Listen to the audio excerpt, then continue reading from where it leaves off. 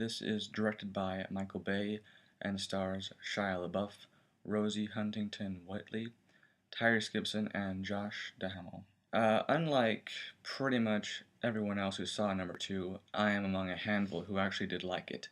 It was a very entertaining film, and for 2.5 hours it kept my attention, which is not easy. Going into number 3, I had high hopes and expectations. We saw this in IMAX 3D, and I thought it was an outstanding film, in terms of action, mind you.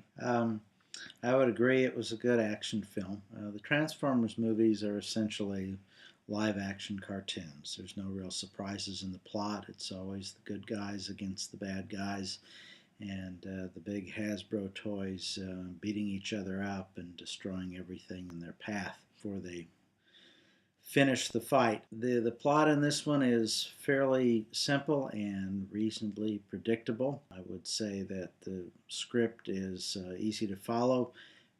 During the action scenes, things move pretty quickly, and it did keep my attention.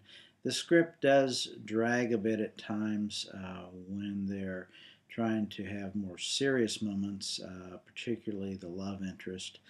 But at times the script worked really well. Ken Jeong and John Malkovich came in the middle of the movie for some real fun comedy that I thought provided a good relief in the film. Another thing, this is one of the few films where I think the 3D actually worked and was actually worth the extra dollar that you pay. Overall, there's not going to be any surprises on this film. And it's one of those, if you saw Transformers 1 and 2 and liked those, you'll like this one. If you weren't a fan of Transformers 1 and 2, I wouldn't waste my time seeing this one. It's not really substantially different. Yeah, I mean, if you don't like Michael Bay's work, then don't bother coming in just to bitch about it later on. 3D did surprise me, and I was amazed at how much it worked. There's a new girl in this one, replacing Megan Fox, and she does a better job in terms of acting, as well as, what she has to do in the movie.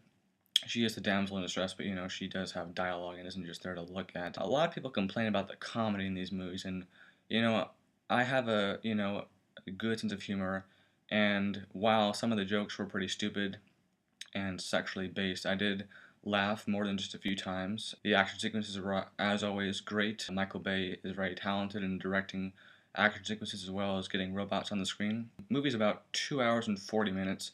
And despite the last hour being dedicated to the final battle, it does keep you invested in the film and doesn't give you too many talking scenes. The plot did get confusing at times, and there were a lot of characters, but I was more focused on the action.